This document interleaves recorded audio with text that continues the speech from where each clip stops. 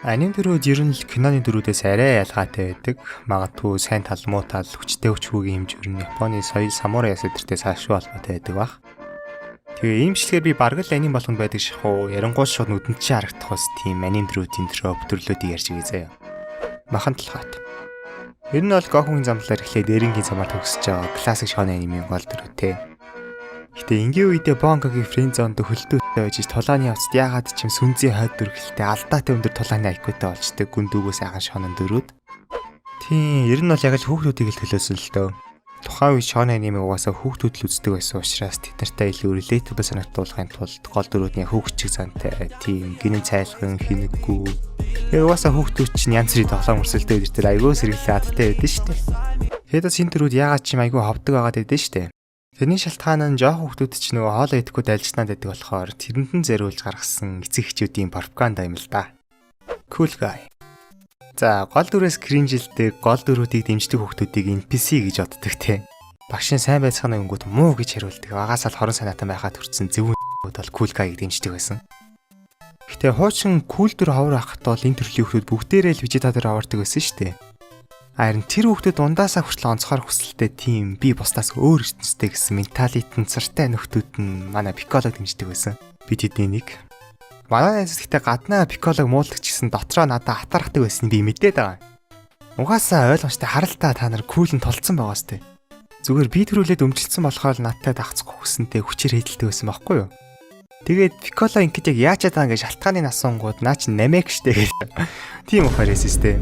Гэхдээ угаасаа кул дээр ховор цагт бол үнэхээр хэцүү л байсан л та. Зарим нэг нь вижитаг өмжилж байгаа, заримд нь көррийн үлдэнэ гэж одоод төцөлтэй.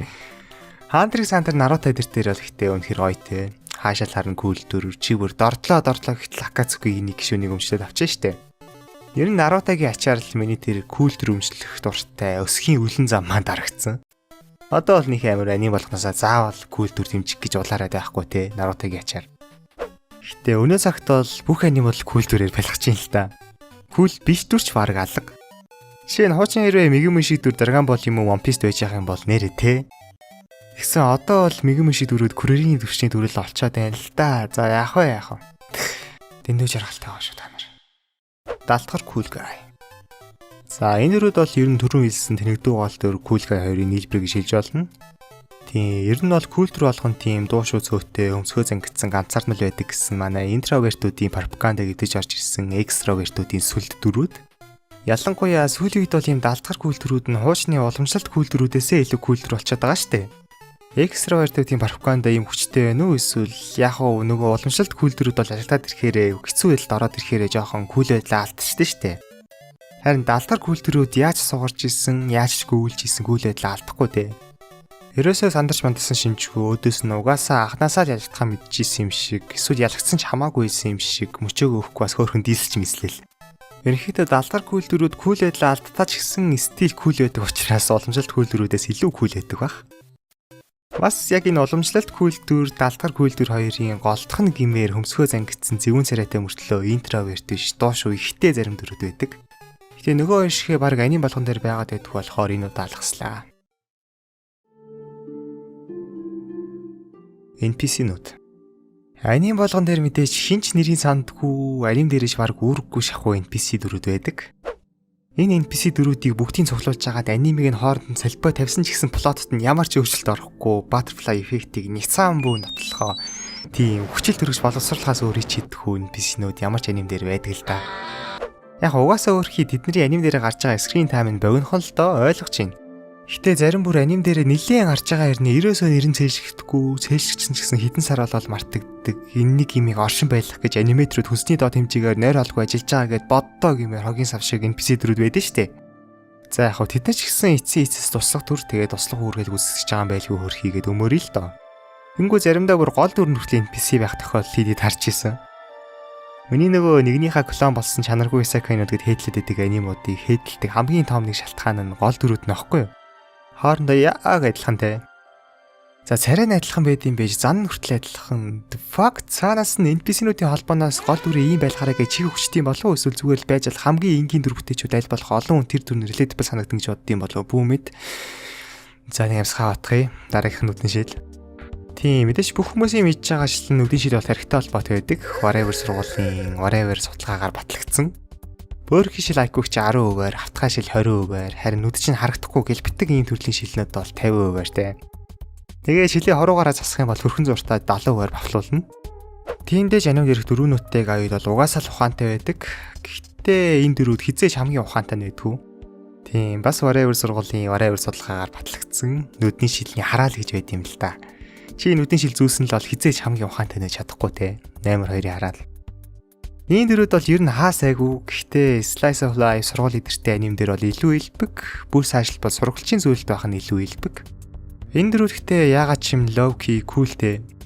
Барууныхны нэрд Японы нэрд хоёр өөр байгаа гэдэг юм яалтчихв. Японы нэрдүүдийн cool ах нууц нь юунд байна мэдг. Дээрэнүүд. За, аним үзэгчид бол дээрэнүүдийг сайн мэдэх бах. Ер нь бол хөвчлэн эмхтэй аним дөрүүдийн заан шиг ялгадаг төрлүүд.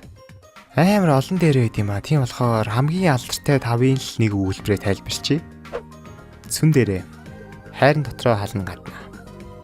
Күү дээрээ хайрынч дотроо халанч дотроо. Дээрээ хайрынч гадна халанч гадна. Дан дээрээ хайраа гаднаа ойлгомоор байдаг ч чаддаггүй. Тэгээд хал гэж юм байхгүй те өөр. Ян дээрээ хайрын гаднаа халан хайрын чамтай ойрцсон бүх эмхтэй хүүстэй хүн болгон амьд байдаг болоод дээр. Антихиро. Ерөнхийдөө бол яг тийм уламжлалт баатар гэж хэлж болох үед сайн дөрвөж ч гэсэн хорон санаатан гэхэд бас хэцүү. Өөрөөр хэлбэл гол зорилго үзэн санаа эдэр нь бол тийм хорон биш. Гэхдээ баатарууд чиг тийм зөөлхөн биш учраас зорилгоо биелүүлэхийн төлөө юу л юу хийж чадхаа нөхдүүд. Энэ нэрээ дэрэнүүдтэй ямар ч холбоогүй шүү. Би зүгээр гоё транзишн олсонгүй. Тэгээ сүүлийн үед бол үзэгчдээд баатруудын оронд антихиронууд их дуртай болсон. Яагаад гэвэл энэ дөрүүд баатрууд чиг тийм панаалтай биш, бод амьдрал дээр хүний мөн чанартай илүү ойрхон байдаг. Тиймдээ ч үзэхэд илүү урамтай, өмнөөс нь ядаж тийрээд байгааргүй те. Үзэгчд ингээд наатахаа зүгээр ингэчээчээ гингүүт баатрууд бол наа тийм оролгүй юм юу гэж хийж идэв гэж хагаад антихиро бол угаасаа ямар ч хэрэгэлцээгүй айл хэдийн хийцэн байдаг. Тэгэхээр антихиронууд бол угаасаа яаж ч одсон үзэхэд хамаагүй духтай байдаг болохоор олон хүмүүсийг плотоо автуулж чаддаг баха. Хиро. За энэ бол ер нь л бүх улсын медиа салбарууд байсаар ирсэн уламжлалт гол дүр. За уламжлалт гол дүрийн цаашаа уламжлалт манай талын дүр.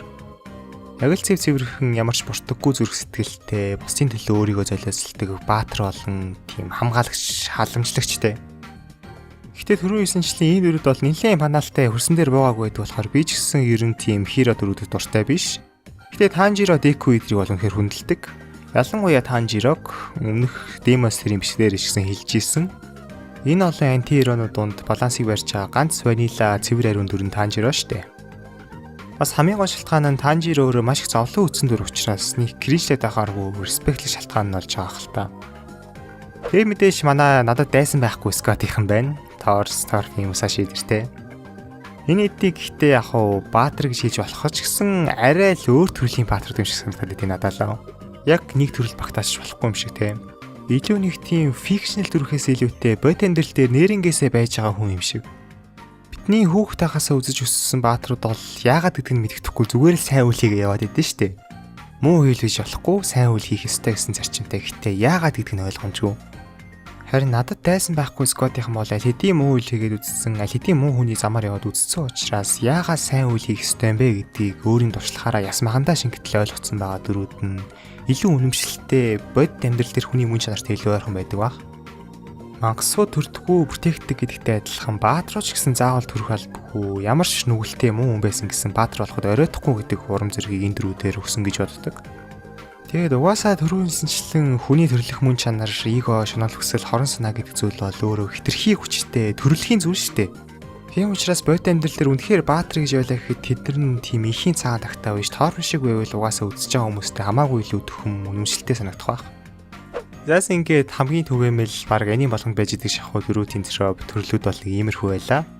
Тэгээд угаасаа л ихэнх нь энэ миний series бичлэг биш гэдгийг анзаарсан байх. Тэгэхээр миний ярьсан саяны зарим зүйлс бол угаасаа жоок хэтрүүлэг идэр бол зөндөө байгаа.